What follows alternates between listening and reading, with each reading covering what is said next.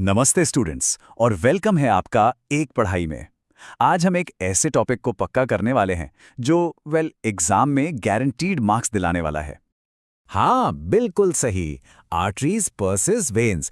पता है, class 10th board exams में ये सवाल इतनी बार आता है, इतना कॉमन है कि इसको मास्टर करना तो बनता ही है। तो चलिए आज इसे हमेशा के लिए एकदम क्रिस्टल क्लियर करते हैं। तो सवाल ये है कि आखिर वो तीन की डिफरेंसेस कैसे याद रखें। इस सेशन में हम उन्हें इस तरह से समझेंगे, ऐसे ट्रिक्स के साथ कि आप उन्हें कभी नहीं भूलेंगे और हाँ, एग्जाम में मिलेंगे पूरे मार्क्स हर बार। ठीक है, तो शुरू करते हैं। चलिए सीधे डाइव करते हैं पहले और सबसे इंपॉर्टेंट, सबसे आसान पॉइंट में, डायरेक्शन ऑफ फ्लो, यानी खून किस दिशा में बहता है। ये बिल्कुल सिंपल सा फंडा है। आर्टरीज का काम है खून को दिल से अवे ले जाना, यानी दूर, पूरे शरीर तक पहुंचाना। और वेन्स, उनका काम ठीक इसका उल्टा है। वो खून को वापस टूवर्ड्स द हार्ट, यानी दिल की तरफ लाती हैं। अब इसको याद कैसे रखें, यहां आती है एक सुपर सिंपल मेमोरी ट्रिक। बस इतना सा याद रखना है, ए फॉर आर्टरी और A for away. Simple right, दिल से दूर। बस इतना सा याद कर लीजिए और ये पॉइंट आप कभी कभी नहीं भूलेंगे। ओके, पहला पॉइंट तो क्लियर हो गया। अब चलते हैं हमारे दूसरे गोल्डन पॉइंट पर, और ये है इनकी बनावट के बारे में, यानी कि प्रेशर और वॉल्स। जरा इस इमेज को ध्यान से देखिए। साफ साफ दिख रहा है ना कि आर्टरी की जो दीवार है वो कितनी मोटी और मस्कुलर है, जबकि वेन की दीवार काफी पतली है। आखिर ऐसा क्यों है? कुछ आइडिया? इसको समझने का सबसे अच्छा तरीका ये है, सोचिए कि आर्टरी एक हाई प्रेशर फायर होज की तरह है। क्योंकि दिल जब खून पंप करता है तो वो बहुत हाई प्रेशर से निकलता है, तो उन दीवारों को मोटा और लचीला यानी इलास्टिक होना ही पड़ेगा, वरना क्या होगा? फट जाएंगी। वहीं दूसरी तरफ वेन्स वो एक आम गार्डन होज जैसी हैं, जिसमें ब्लड लो प्रेशर पर आराम से बहता है। चलिए अब आते हैं तीसरे और बहुत ही इंटरेस्टिंग पॉइंट पर, और ये पॉइंट है वाल्व चेक। सोचो, ये इस प्रॉब्लम को सॉल्व करता है कि आखिर खून ग्रेविटी के अगेंस्ट ऊपर कैसे चढ़ जाता है। कभी सोचा इस बारे में, हमारे पैरों से खून ग्रेविटी के खिलाफ ऊपर दिल तक कैसे ट्रैवल करता है? वो नीचे वापस क्यों नहीं गिर जाता? और इसका जवाब है वाल्व्स। वेन्स के अंदर ना ये स्पेशल वन वे गेट्स या दरवाजे लगे होते हैं। जैसे ही खून ऊपर जाता है, ये गेट बंद हो जाते हैं ताकि वो वापस नीचे ना गिरे। कितना स्मार्ट डिजाइन है ना? आर्टरीज में इसकी जरूरत ही नहीं पड़ती, क्योंकि वहां तो हार्ट का प्रेशर इतना ज्यादा है कि बैकफ्लो का सवाल ही पैदा नहीं होता। ओके, तीनों मेन पॉइंट्स क्लियर हो गए, लेकिन अब आती है वो प्रो टिप, वो एक्स्ट्रा इन्फॉर्मेशन जो एक अच्छे आंसर को एक परफेक्ट फुल मार्क्स वाले आंसर में बदल देगी। तो यहां पर ध्यान बिल्कुल स्क्रीन पर। ये एक एक्सेप्शन अलर्ट है, एक ऐसी चीज जो ज्यादातर स्टूडेंट्स एग्जाम में लिखना भूल जाते हैं और वहीं मार्क्स कट जाते हैं। तो पहले जनरल रूल समझ लेते हैं। आमतौर पर आर्टरीज में बहता है ऑक्सीजनेटेड ब्लड, यानी वो खून जिसमें ढेर सारी ऑक्सीजन हो। और ठीक इसके ऑपोजिट वेन्स में बहता है डीऑक्सीजनेटेड ब्लड, यानी वो खून जिसमें ऑक्सीजन की मात्रा कम हो चुकी है। लेकिन हर रूल का एक एक्सेप्शन होता है ना? और यहाँ एक्सेप्शन है पल्मोनरी वेसल्स। ये थोड़े बागी हैं। देखो, पल्मोनरी आर्टरी, नाम तो आर्टरी है, पर ये डीऑक्सीजनेटेड ब्लड को हार्ट से लंग्स तक ले जाती है। और पल्मोनरी वेन, नाम वेन है, पर ये ऑक्सीजनेटेड ब्लड को लंग्स से वापस हार्ट में लाती है। बिल्कुल उल्टा काम। इसको जरूर याद रखना है। तो काफी कुछ कवर कर लिया हमने। अब टाइम है सब कुछ एक साथ एक जगह पर लाने का। ये है आपका फाइनल एग्जाम, स्क्रीनशॉट। बिल्कुल। तो अब अपना फोन या कंप्यूटर तैयार रखें, क्योंकि अब टाइम है एक परफेक्ट स्क्रीनशॉट लेने का। ये रही आपकी फाइनल चीट शीट। चलिए एक बार जल्दी से रिवाइज करते हैं। Direction, arteries A for away, veins towards heart. Walls, arteries की मोटी और लचीली, वेन्स की पतली। वाल्व्स, आर्टरीज में बिल्कुल नहीं, वेन्स में हमेशा प्रेजेंट। और ब्लड टाइप, जनरली आर्टरीज में ऑक्सीजनेटेड, वेन्स में डीऑक्सीजनेटेड। पर इसका एक्सेप्शन क्या है? पल्मोनरी वाली। ले लो इसका स्क्रीनशॉट अभी। और बस इतना ही है। मुबारक हो, आपके 3 मार्क्स अब बिल्कुल पक्के हो गए हैं, सिक्योर्ड। अच्छा, हम एक ऐसी ही नई की डिफरेंसेस सीरीज शुरू करने का सोच रहे हैं। तो क्या अगला टॉपिक जाइलम वर्सेस फ्लोएम होना चाहिए? आपको क्या लगता है? मुझे नीचे कमेंट्स में जरूर बताना। चलिए मिलते हैं अगले सेशन में। बोर्ड एग्जाम्स में आसान मार्क्स क्यों खोना? बिल्कुल नहीं। ई पढ़ाई के 3 मार्क्स पक्के सीरीज में फिर से वेलकम है। चलिए आज बायोलॉजी के सबसे इंपॉर्टेंट ट्रांसपोर्ट सिस्टम यानी जाइलम वर्सेस फ्लोएम के 3 मार्क्स लॉक करते हैं। जी हाँ, बिल्कुल सही सुना। ये एक ऐसा हॉट टॉपिक है जिससे हर साल क्वेश्चन बनता ही बनता है, और इस छोटे से सेशन के बाद ये 3 मार्क्स सीधा आपकी जेब में होंगे, ये गारंटी है। तो चलिए शुरू करते हैं। तो सबसे पहला और सबसे ज़रूरी सवाल, आखिर ये दोनों कैरी क्या करते हैं? इनका सामान यानी कार्गो क्या है? और इसको याद रखने के लिए एक ज़बरदस्त ट्रिक है मेरे पास। ओके, तो सबसे पहले है फ्लोएम। ध्यान से सुनिए, इसके नाम में ही इसका पूरा राज छिपा है। देखिए, पीएच से फ्लोएम, और पीएच का साउंड कैसा है? बिल्कुल फ जैसा। और एफ से होता है फूड यानी भोजन। Simple right? तो फ्लोएम का काम है प्लांट में फूड को ट्रांसपोर्ट करना, जैसे कि शुगर्स जो लीव्स में बनती हैं उन्हें प्लांट के बाकी पार्ट्स तक पहुंचाना। अब बारी आती है जाइलम की। तो जाइलम का जाय साउंड करता है ज जैसा, और ज से क्या याद आता है? बिल्कुल सही, जल। तो जाइलम का काम है जल यानी पानी और मिनरल्स को जड़ों से ऊपर पूरे प्लांट तक ले जाना। हो गया ना याद एकदम आसानी से? चलिए, पॉइंट 1 तो क्लियर हो गया। अब आते हैं दूसरे पॉइंट पर। इनका हाईवे कैसा है, मतलब ट्रांसपोर्ट की डायरेक्शन क्या है? ये 1 वे ट्रैफिक है या 2 वे? ऐसे सोचिए, जाइलम एक रॉकेट की तरह है। रॉकेट का काम क्या है? हमेशा एक ही डायरेक्शन में जाना, सीधा ऊपर। बस जाइलम भी पानी को जड़ों से सिर्फ ऊपर की तरफ ले जाता है। और फ्लोएम वो एक लिफ्ट जैसा है, जरूरत के हिसाब से ऊपर भी जाता है और नीचे भी। तो इसका मतलब क्या हुआ? जाइलम का फ्लो है यूनिडिरेक्शनल, यानी सिर्फ एक दिशा में, नीचे से ऊपर, जबकि फ्लोएम का फ्लो है बाई डिरेक्शनल, क्योंकि फूड को कभी स्टोर करने के लिए नीचे जड़ों में भेजना पड़ता है, तो कभी एनर्जी के लिए ऊपर फूलों और फलों तक। ओके, अब आते हैं हमारे तीसरे और फाइनल डिफरेंस पर। ये दोनों काम करती कैसे हैं? इनका इंजन क्या है? क्या इसमें एनर्जी खर्च होती है या नहीं? यही इनके काम करने के तरीके का सबसे बड़ा राज है। देखिए, जाइलम के ज्यादातर सेल्स वो डेड होते हैं, मृत। इसीलिए ये फिजिकल फोर्सेस पर काम करता है, जैसे ट्रांसपिरेशन पुल। सोचिए, जैसे आप स्ट्रॉ से जूस पीते हैं, कोई एनर्जी नहीं लगती ना? बस वैसे ही प्लांट की कोई एनर्जी खर्च नहीं होती। इसके एकदम ऑपोजिट फ्लोएम के सेल्स जिंदा होते हैं, लिविंग होते हैं, और फूड को इधर से उधर धकेलने के लिए इन्हें चाहिए होती है एनर्जी। ये एनर्जी आती है एटीपी से। एटीपी को सेल की एनर्जी करेंसी भी कहते हैं, और इस प्रोसेस को कहते हैं एक्टिव ट्रांसपोर्ट। तो इन 3 पॉइंट्स के साथ ये पूरा टॉपिक अब आपके दिमाग में फिट हो गया होगा। अब टाइम है उस फाइनल चीट शीट का जिससे आप एग्जाम से जस्ट पहले सब कुछ रिवाइज कर सकते हैं, द स्क्रीनशॉट मोमेंट। तो फोन तैयार है ना इस पूरे ज्ञान को हमेशा के लिए अपने पास सेव करने के लिए? गेट योर फोन रेडी और ले लीजिए एक स्क्रीनशॉट। अब ये टेबल ही सब कुछ है। फंक्शन जल वर्सेस भोजन, डायरेक्शन 1 वे वर्सेस 2 वे, और मैकेनिज्म फिजिकल फोर्स यानी no energy versus active transport यानी एटीपी का यूज। बस इतना ही तो याद रखना है। और बस हो गया, जैसा शुरू में वादा किया था, आपके 3 मार्क्स अब पूरी तरह से लॉक्ड हैं। अब जब ये सवाल एग्जाम में आएगा ना, तो पूरे कॉन्फिडेंस के साथ इसका जवाब लिख पाएंगे।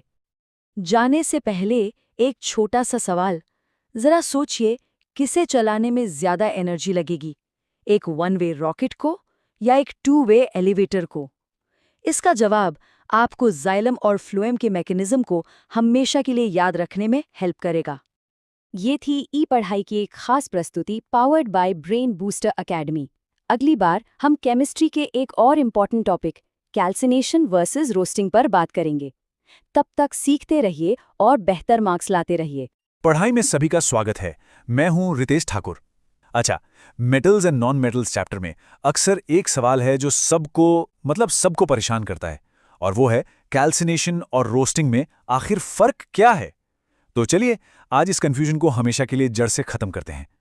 देखो, दोनों में हीटिंग तो है, ये तो पक्का है, पर एक को हवा चाहिए और दूसरे को बिल्कुल नहीं। बस यही तो खेल है।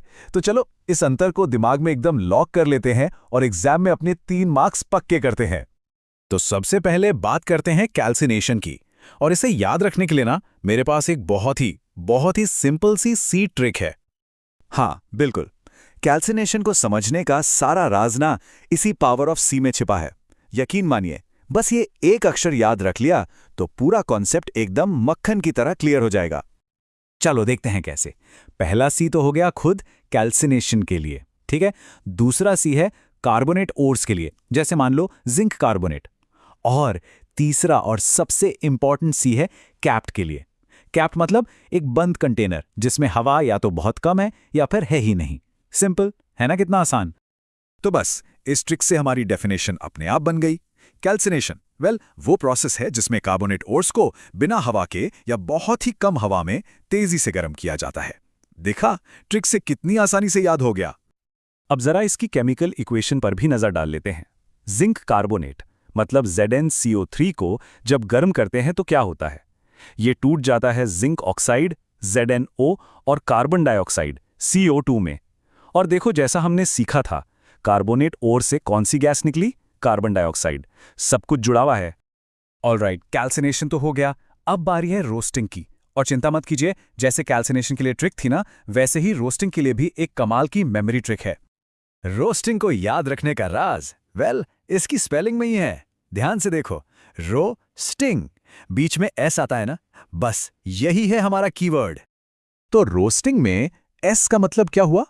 बिल्कुल सही, सल्फाइड ओर्स, जैसे जिंक सल्फाइड। अब जरा सोचो, जब हम कुछ रोस्ट करते हैं, मान लो चिकन रोस्ट कर रहे हैं, तो उसके लिए क्या चाहिए? एक तेज आग, राइट? और आग को जलने के लिए सबसे जरूरी क्या होता है? अरे भाई, खूब सारी खुली हवा। बस यही तो है रोस्टिंग। तो लो, बन गई हमारी डेफिनेशन। रोस्टिंग वो प्रोसेस है जिसमें सल्फाइड ओर्स को बहुत बहुत ज्यादा हवा की मौजूदगी में तेजी से गर्म करते हैं। मतलब कैल्सिनेशन का एकदम उल्टा। चलो इसकी इक्वेशन भी देख ही लेते हैं। यहां पर zinc sulphide ZnS oxygen O2 के साथ रिएक्ट करता है। क्यों? क्योंकि हवा तो खूब सारी है, और ये बनाता है जिंक ऑक्साइड ZnO और कौन सी गैस? Sulphur dioxide SO2। बिल्कुल लॉजिकल है, ठीक है। तो अब आते हैं तीसरे और एक बहुत ही जरूरी अंतर पर। वो क्या है? वो ये है कि दोनों प्रोसेस में कौन सी गैस बाहर निकलती है। और ये ना बहुत ही ज्यादा लॉजिकल है। देखो, कैल्सिनेशन में हम क्या यूज कर रहे हैं? कार्बोनेट और, जिसमें CO3 है, तो जाहिर है गैस भी कार्बन डाइऑक्साइड CO2 ही निकलेगी। और रोस्टिंग में सल्फाइड और, जिसमें S है, तो गैस कौन सी निकलेगी? Sulphur dioxide SO2। कोई कंफ्यूजन ही नहीं है। तो अब तस्वीर एकदम साफ है। एक तरफ है कैल्सिनेशन, बंद कंटेनर, हवा नहीं, और CO2 गैस निकल रही है। और दूसरी तरफ है रोस्टिंग, खुली भट्टी, खूब सारी हवा और SO2 गैस निकल रही है। एकदम क्लियर है ना? तो अब तक हमने तीनों जरूरी अंतर अच्छे से समझ लिए हैं। तो अब टाइम है एक फाइनल, एकदम कंप्लीट समरी का। ये रिवीजन के लिए एकदम परफेक्ट रहेगी। तो सब तैयार हैं? चलिए अब देखते हैं वो फाइनल समरी जो एग्जाम से ठीक पहले रिवीजन करने के लिए बेस्ट है। चलो सब कुछ एक साथ देखते हैं। ओरे टाइप, कैल्सिनेशन में कार्बोनेट, रोस्टिंग में सल्फाइड। एयर सप्लाई, कैल्सिनेशन में लिमिटेड या बिल्कुल नहीं, रोस्टिंग में एक्सेस। और गैस रिलीज्ड, कैल्सिनेशन से CO2, रोस्टिंग से SO2। और ये रही दोनों की इक्वेशंस। बस यही वो 3 मार्क्स हैं जो पक्के करने हैं। तो फिर देर किस बात की है? फटाफट इसका एक स्क्रीनशॉट ले लो ताकि ये रिवीजन के लिए हमेशा पास रहे। हमारे अगले एनालिसिस में हम केमिस्ट्री से निकलकर फिजिक्स की दुनिया में चलेंगे और वहां देखेंगे लाइट की एक जबरदस्त जंग, real image versus virtual image. तो उसे देखना बिल्कुल मत भूलना। तो ये था ई-पार्ट हाई, powered by Brain Booster Academy. सीखते रहिए और हाँ, स्कोर करते रहिए। नमस्ते। आज हम केमिस्ट्री के एक बहुत ही क्लासिक मुकाबले की बात करने वाले हैं। एसिड्स यानी अम्ल और बेसिस यानी क्षार। चलिए इस दिलचस्प दुनिया में उतरते हैं। तो आज का हमारा सफर कैसा रहेगा?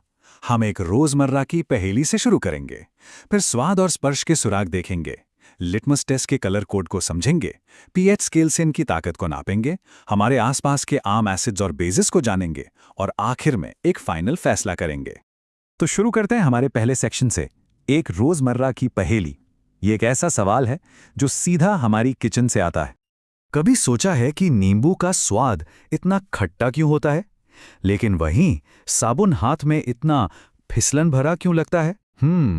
ये कोई मैजिक नहीं है, ये है प्योर केमिस्ट्री। चलिए अब चलते हैं सेक्शन 2 की तरफ, स्वाद और स्पर्श से मिलने वाले सुराग। इस पहेली को सुलझाने के लिए ये हमारे सबसे पहले और सबसे बेसिक क्लूज हैं। देखिए, फर्क यहीं से शुरू हो जाता है। एसिड्स जैसे नींबू या सिरका अपने खट्टे स्वाद के लिए जाने जाते हैं। दूसरी तरफ बेसिस का स्वाद थोड़ा कड़वा होता है और उन्हें छूने पर वो साबुन जैसे चिकने या फिसलन भरे महसूस होते हैं। पर एक मिनट, यहाँ एक बहुत जरूरी बात है।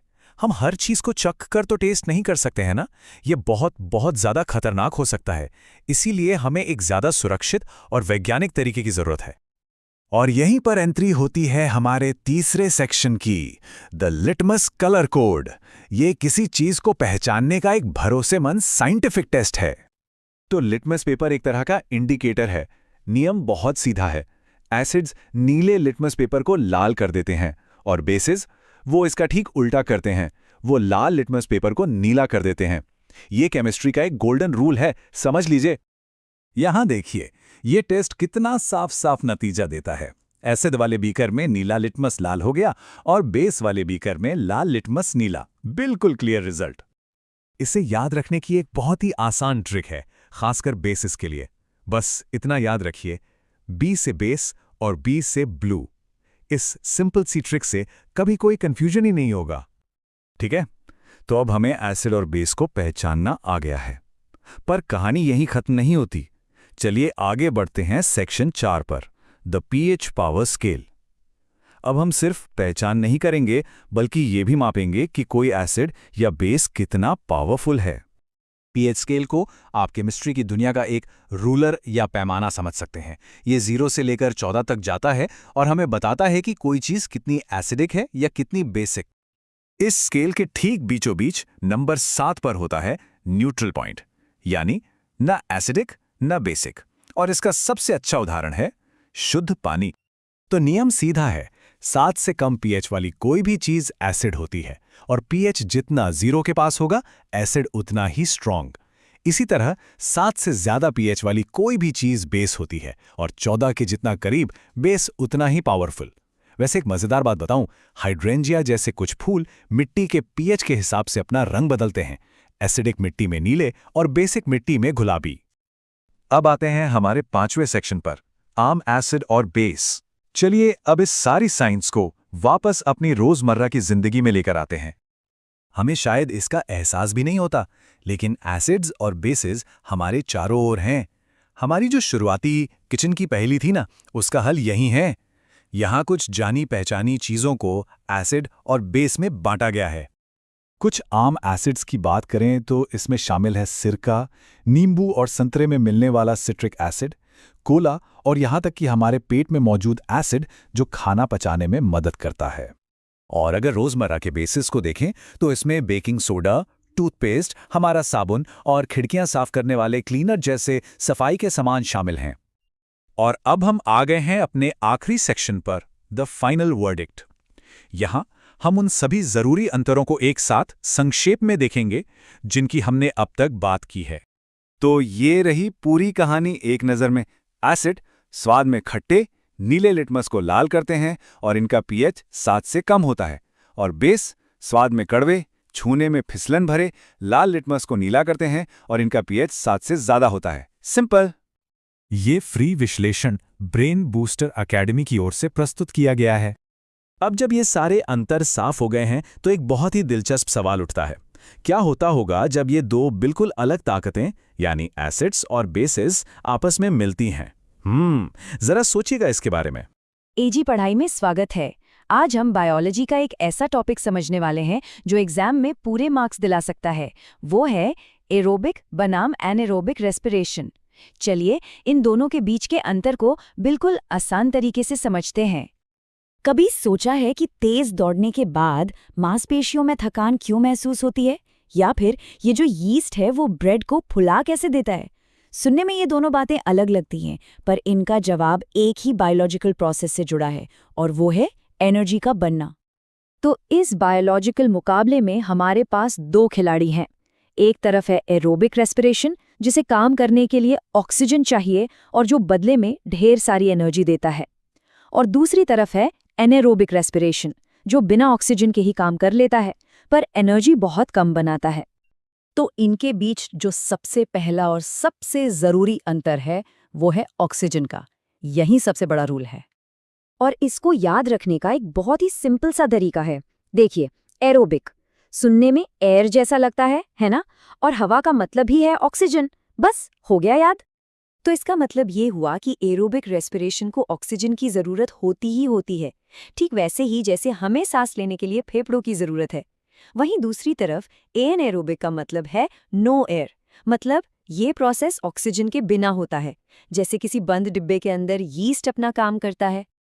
अच्छा, अब आते हैं दूसरे और शायद सबसे बड़े अंतर पर, और वो है कि एनर्जी कितनी बनती है। और यकीन मानिए, ये अंतर छोटा मोटा नहीं, बहुत बड़ा है। एरोबिक रेस्पिरेशन जो है वो बहुत ही एफिशिएंट होता है। ये खाने को पूरी तरह से तोड़कर पूरे 38 एटीपी मॉलिक्यूल्स बनाता है। एटीपी को आप हमारी कोशिकाओं की एनर्जी करेंसी समझ सकते हैं, जैसे एनर्जी के सिक्के। और इसकी तुलना में एनेरोबिक रेस्पिरेशन वो बहुत ही कम एफिशिएंट है। ये खाने को सिर्फ थोड़ा बहुत ही तोड़ पाता है, जिससे बहुत ही कम एनर्जी निकलती है। कितनी? सिर्फ 2 एटीपी मॉलिक्यूल्स। इस अंतर को ऐसे समझिए कि एटीपी एनर्जी के सुनहरे सिक्के हैं, तो एरोबिक रेस्पिरेशन से मिलता है 38 सिक्कों का खजाना, जबकि एनेरोबिक रेस्पिरेशन से मिलते हैं सिर्फ 2 सिक्के। कहाँ 38 और कहाँ सिर्फ 2? कितना बड़ा फर्क है। ठीक है, एनर्जी तो बन गई, पर इस पूरी प्रक्रिया के बाद आखिर में बचता क्या है? चलिए अब इनके एंड प्रोडक्ट्स को देखते हैं। एरोबिक रेस्पिरेशन होता है हमारी सेल के पावर हाउस में, यानी माइटोकॉन्ड्रिया में, और इसके आखिर में कार्बन डाइऑक्साइड और पानी जैसी हार्मलेस चीजें बनती हैं। पर एनाएरोबिक रेस्पिरेशन में कहानी थोड़ी अलग है। ये मांसपेशियों में लैक्टिक एसिड बनाता है, या फिर यीस्ट में इथेनॉल। तो याद रखने वाली बात यह है, एरोबिक प्रोसेस के आखिर में बनता है CO2 और पानी, सिंपल। वहीं एनाएरोबिक प्रोसेस में यीस्ट बनाता है इथेनॉल, जिसे अल्कोहल भी कहते हैं। और जब हम बहुत तेजी से दौड़ते हैं तो हमारी मांसपेशियों में बनता है लैक्टिक एसिड। और हाँ, यही है वो वजह जिससे मांसपेशियों में वो दर्दनाक ऐंठन या क्रैम्प्स होते हैं। चलिए, अब वक्त है फाइनल स्कोर कार्ड का। ये स्लाइड एक तरह से पूरी कहानी का निचोड़ है, और इसे खास तौर पर रिवीजन के लिए बनाया गया है, ताकि एग्जाम के 3 नंबर तो पक्के हो ही जाएं। ये रही सारी जानकारी एक ही टेबल में। इसमें ऑक्सीजन, एनर्जी और एंड प्रोडक्ट्स के अलावा ये भी बताया गया है कि ये प्रोसेस सेल में होती कहाँ है। एरोबिक होती है सेल के पावर हाउस यानी माइटोकॉन्ड्रिया में, और एनेरोबिक होती है सेल के जेली जैसे पदार्थ यानी साइटोप्लाज्म में। इसका एक स्क्रीनशॉट जरूर ले लीजिए, रिवीजन के लिए ये बहुत काम आएगा। तो आखिर में एक दिलचस्प सवाल मन में आता है ना? एक प्रोसेस बहुत एफिशिएंट है पर दूसरी बहुत तेज। तो आखिर हमारा शरीर कब, किसे और क्यों चुनता होगा, ये सोचने वाली बात है। तो ये था एक पढ़ाई जो आपके लिए ब्रेन बूस्टर एकेडमी की तरफ से लाया गया है। सीखते रहिए और अच्छे नंबर लाते रहिए। नमस्कार, फिजिक्स में ना एक टॉपिक है रियल और वर्चुअल इमेजेस, जो अक्सर स्टूडेंट्स का सिर घुमा देता है ना? तो चलिए आज इस कंफ्यूजन को हमेशा हमेशा के लिए खत्म करते हैं। ये हमारी 3 मार्क सिक्योर सीरीज का एक स्पेशल हिस्सा है। आज हम इस कॉन्सेप्ट को कुछ इस तरह से लॉक करने वाले हैं कि एग्जाम में मार्क्स एकदम पक्के हो जाएंगे। तो चलिए कॉन्सेप्ट को पक्का किया जाए। देखिए, सबसे बड़ा और सीधा साधा फर्क बस इतना सा है। एक इमेज को आप किसी पर्दे पर उतार सकते हैं, जबकि दूसरी वो सिर्फ एक धोखा है, एक इल्यूजन। ठीक है, तो हमारा सबसे पहला और सबसे आसान तरीका है द सिंपल स्क्रीन टेस्ट। समझ लीजिए, ये पहला सुराग है जिससे 1 सेकंड में पता चल जाएगा कि इमेज रियल है या वर्चुअल। अच्छा, अब सवाल ये उठता है कि भाई एक सिनेमा हॉल और एक मामूली सा शीशा, ये हमें फिजिक्स समझने में कैसे मदद कर सकते हैं? आइए इसी कमाल की एनालॉजी से पूरे कॉन्सेप्ट की गुत्थी सुलझाते हैं। अब जरा इस पर ध्यान दीजिए। सिनेमा हॉल में पर्दे पर जो फिल्म हम देखते हैं वो एक रियल इमेज है। क्यों? क्योंकि लाइट की किरणें असल में उस पर्दे पर आकर तस्वीर बना रही हैं। वहीं दूसरी तरफ जब हम शीशे में देखते हैं तो वो एक वर्चुअल इमेज होती है। वो हमें शीशे के अंदर या पीछे दिखती है, पर हम वहां कोई पर्दा रखकर उसे कैद नहीं कर सकते। तो हमारा पहला नियम एकदम साफ है। रियल इमेजेस को एक स्क्रीन पर उतारा जा सकता है, लेकिन वर्चुअल इमेजेस को नहीं। बस इतनी सी बात है। चलिए अब दूसरे पॉइंट पर चलते हैं, जो हमें सीधे साइंस की दुनिया में ले जाएगा। असली राज तो इस बात में छिपा है कि जो प्रकाश की किरणें हैं, मतलब लाइट रेज, वो असल में कर क्या रही हैं। सारा का सारा खेल बस इस एक बात का है कि लाइट रेज असल में कहाँ मिल रही हैं या फिर सिर्फ मिलती हुई महसूस हो रही हैं। इन डायग्राम्स में देखिए, रियल इमेज तब बनती है जब लाइट रेज सच में फिजिकली एक दूसरे को काटती हैं या मिलती हैं। लेकिन वर्चुअल इमेज में किरणें असल में कभी मिलती ही नहीं, बस हमें ऐसा लगता है कि वो शीशे के पीछे किसी एक पॉइंट पर मिल रही हैं। तो रियल इमेज की सीधी साधी पहचान क्या है? ये तब बनती है जब लाइट रेज रिफ्लेक्शन या रिफ्रैक्शन के बाद असल में एक पॉइंट पर आकर मिलती हैं। यहाँ एक्चुअली मीट यानी असल में मिलना शब्द पर गौर कीजिए। सारा सीक्रेट यही है। और वर्चुअल इमेज ये तब बनती है जब किरणें असल में नहीं मिलती, बस हमारी आंखों को ऐसा लगता है, ऐसा प्रतीत होता है कि वे पीछे किसी पॉइंट से आ रही हैं। इसीलिए तो डायग्राम्स में इन्हें हमेशा डॉटेड लाइन से दिखाया जाता है, क्योंकि ये सिर्फ एक भ्रम है। अब आते हैं तीसरे और सबसे मजेदार पॉइंट पर, जो है ओरिएंटेशन, मतलब इमेज सीधी है या उल्टी। और इसे याद रखने के लिए मेरे पास एक ऐसी मेमोरी ट्रिक है जिसे भूलना नामुमकिन है। लेकिन ट्रिक से पहले जल्दी से इन दो शब्दों का मतलब समझ लेते हैं। इन्वर्टेड, इसका मतलब है इमेज उल्टी है, सिर नीचे पैर ऊपर। और इरेक्ट, इसका मतलब है इमेज सीधी है, जैसी है वैसी ही। सिंपल। तो पेश है हमारा सीक्रेट वेपन, RIVE। बस ये 4 अक्षर याद रख लीजिए और काम हो गया। ये अकेली ऐसी ट्रिक है जिसकी जरूरत पड़ेगी। चलिए इसे तोड़कर समझते हैं। पहला हिस्सा है RI। R का मतलब है रियल और I का मतलब है इन्वर्टेड। तो हमारा मंत्र क्या हुआ? रियल इमेज हमेशा इन्वर्टेड होती है, मतलब असली इमेज हमेशा उल्टी होगी। और दूसरा हिस्सा है VE। V का मतलब है वर्चुअल और E का मतलब है इरेक्ट। तो दूसरा मंत्र है वर्चुअल इमेज हमेशा इरेक्ट होती है, मतलब आभासी इमेज हमेशा सीधी होगी। ठीक वैसे ही जैसे शीशे में हम खुद को सीधा देखते हैं। तो चलिए अब वक्त आ गया है कि इस पूरे कॉन्सेप्ट को दिमाग में हमेशा के लिए लॉक कर दिया जाए। ये रही आपकी फाइनल चीट शीट, जो एक परफेक्ट स्टडी टूल का काम करेगी। ये है वो टेबल जो सारी जानकारी एक ही जगह पर ले आती है। Real versus virtual, screen test, light rays का बिहेवियर, ओरिएंटेशन और कुछ कॉमन एग्जाम्पल्स। मेरा सुझाव है यहाँ पॉज करके इसका एक स्क्रीनशॉट जरूर ले लें। एग्जाम से ठीक पहले रिवीजन के लिए ये बहुत काम आएगा। उम्मीद है इस ट्रिक से अब ये सब कुछ हमेशा याद रहेगा। यह प्रस्तुति ब्रेन बूस्टर एकेडमी की ओर से मुफ्त में उपलब्ध कराई गई है। अच्छा, अब जब इमेजेस की इस कॉन्सेप्ट में महारत हासिल कर ही ली है, तो जरा सोचिए फिजिक्स के और कौन-कौन से ऐसे जादू या भ्रम हैं जो हमारी नजरों के ठीक सामने ही छिपे हुए हैं। तो यार आज हम लोग पढ़ेंगे न्यूट्रिशन के बारे में। अरे वही यार कि डिफरेंट ऑर्गेनिजम्स खाना कैसे बनाते हैं। वेलकम बैक टू इजी पढ़ाई। तो बच्चों, आज हम लोग ऑटोट्रॉफिक और हेट्रोट्रॉफिक न्यूट्रिशन के बारे में पढ़ेंगे, जो आपकी बुक चैप्टर 5 लाइफ प्रोसेस से लिया गया है। तो बस यार लास्ट तक बने रहना, एग्जाम बस स्टार्ट ही होने वाले हैं, तो यार पूरा सुन लेना, 3 मार्क्स सिक्योर हो जाएंगे। तो इस दुनिया में 2 तरह के लोग हैं, एक जो अपना खाना खुद बनाते हैं लाइक मास्टर शेफ्स, और दूसरे जो बने बनाए खाने पर डिपेंड करते हैं लाइक ज़ोमैटो यूजर्स। बायोलॉजी में इन्हें ऑटोट्रॉफ्स और हेट्रोट्रॉफ्स करते हैं। Let's spot the difference. Point number 1, name का मतलब। ऑटो का मतलब सेल्फ, ट्रॉफ का मतलब न्यूट्रिशन, यानी ऑटोट्रॉफिक वो हैं जो अपना खाना खुद सिंथेसाइज करते हैं, सेल्फ फीडर्स। हेट्रो का मतलब अदर, यानी हेट्रोट्रॉफिक वो हैं जो अपने खाने के लिए दूसरों पर डिपेंड करते हैं, डिपेंडेंट फीडर्स। पॉइंट नंबर 2, खाना बनता कैसे है। ऑटोट्रॉफ्स जैसे ग्रीन प्लांट्स करते हैं फोटोसिंथेसिस। वो सूरज की रोशनी यानी सनलाइट, CO2 और पानी से अपना मैजिक फूड ग्लूकोज बनाते हैं। हेट्रोट्रॉफ्स जैसे एनिमल्स ह्यूमंस को बना बनाया ऑर्गेनिक फूड खाना पड़ता है, हमें डाइजेशन करना पड़ता है। Point number 3, requirement. क्या चाहिए? ऑटोट्रॉफ्स को चाहिए क्लोरोफिल, हरा रंग, सूरज की एनर्जी पकड़ने के लिए। हेट्रोट्रॉफ्स में क्लोरोफिल नहीं होता, हमें चाहिए डायरेक्टली फूड सोर्स, प्लांट्स या दूसरे एनिमल्स। ये रहा summary table. Autotrophic self made food uses sunlight या chlorophyll, photosynthesis, example plants. Heterotrophic dependent on others uses ready made food, digestion, example animals या फंगाई। स्क्रीनशॉट ले लो। This is Easy Padhai, powered by Brain Booster Academy. Keep learning and keep scoring. Welcome back to Easy पढ़ाई।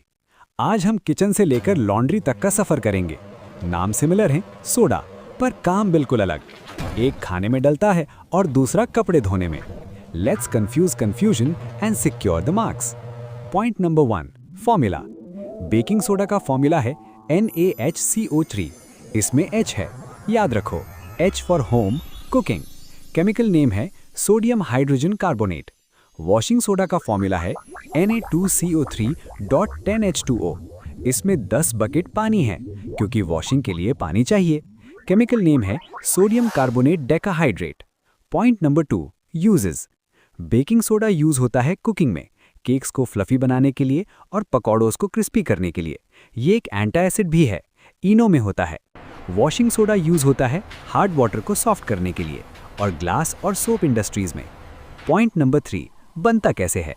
Baking soda बनता है Solvay process से directly, लेकिन जब baking soda को गर्म करते हैं तब बनता है वॉशिंग सोडा। यानी बेकिंग सोडा बड़ा भाई है और वॉशिंग सोडा उससे बनता है। ये रहा summary table. Baking soda NaHCO3, cooking and anti acid. Washing soda Na2CO3.10H2O, cleaning और ग्लास। स्क्रीनशॉट ले लो। This is Easy Padhai, powered by Brain Booster Academy. Keep learning and keep scoring. Fleming's left hand versus right hand rule. Welcome back to the 3 mark secure series on e-पढ़ाई। आज हम physics का सबसे confusing doubt clear करेंगे। Left hand rule लगाना है या right hand rule? Motor में कौन सा और जनरेटर में कौन सा? एग्जाम में ये गलती की तो मार्क्स गए। चलो इसका परमानेंट सोल्यूशन निकालते हैं। Point number 1, left hand rule. इसके लिए ट्रिक याद रखो, फादर मदर चाइल्ड। थंब है फोर्स यानी फादर, इंडेक्स है फील्ड यानी मदर और मिडल है करंट यानी चाइल्ड। अब सुनो मैजिक ट्रिक। M से होता है मदर और M से होता है मोटर, तो इलेक्ट्रिक मोटर के लिए हमेशा लेफ्ट हैंड रूल यूज होगा। Simple. Point number 2, right hand rule. Finger same है, बस हाथ बदल गया। इससे हम जनरेटर्स के लिए यूज करते हैं। याद कैसे रखना है? सोचो एक पुराना जनरेटर स्टार्ट करना है, कैसे स्टार्ट करोगे? राइट हैंड से रस्सी खींचकर स्टार्ट करते हैं ना, बस इसीलिए generator is equal to right hand.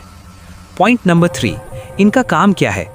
Left hand rule हम तब लगाते हैं जब हमें फोर्स या मोशन की डायरेक्शन निकालनी हो, और राइट हैंड रूल तब लगता है जब हमें इंड्यूस्ड करंट की डायरेक्शन पता करनी हो। ये रहा आपका summary table. Left hand electric motor के लिए फोर्स निकालने के लिए, राइट हैंड जनरेटर के लिए इंड्यूस्ड करंट निकालने के लिए। फटाफट स्क्रीनशॉट ले लो। दिस इज ई पढ़ाई, powered by Brain Booster Academy. Keep learning and keep scoring.